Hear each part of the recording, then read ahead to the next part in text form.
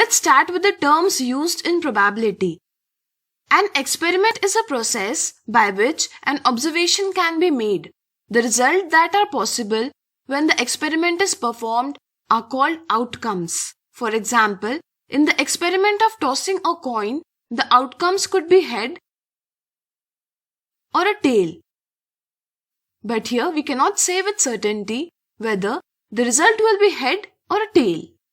Such an experiment whose outcomes cannot be predicted in advance is called a random experiment. Now, consider an experiment of selecting a day after Wednesday.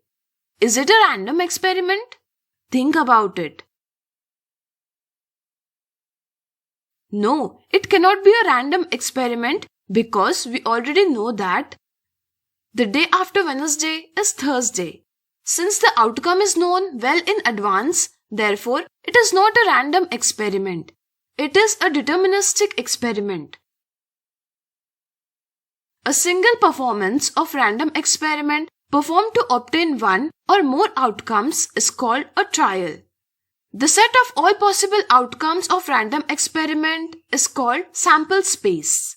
Sample space S is equal to HT.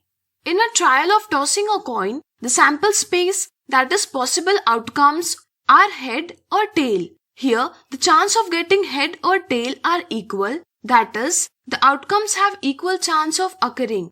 If outcomes have equal chance of occurring, then the outcomes are said to be equally likely or equiprobable.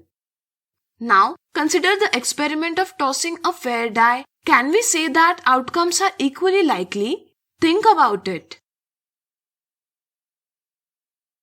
Yes, indeed. We always get 1 out of 6 numbers on the upper face of the die. That means each of the 6 numbers has equal chance of occurring. Sample space S is equal to 1, 2, 3, 4, 5, 6. Now, in the experiment of tossing a coin, each outcome has an equal chance of occurring.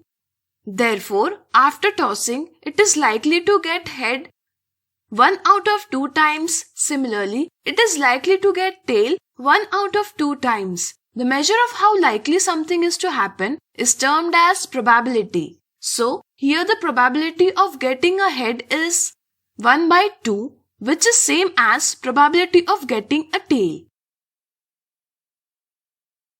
In probability, each outcome of an experiment or a collection of outcomes makes an event. For example, in the experiment of throwing a coin, getting a head is an event. Similarly, getting a tail is also an event. In the same way, in the experiment of tossing a fair dice, getting an even number is an event. Getting a number divisible by 3 is also an event. So now, we can also define probability of an event as the number of favorable outcomes that makes an event divided by total number of outcomes of an experiment. The formula is applicable only to find the probability of equally likely outcomes. Here are 5 spinners.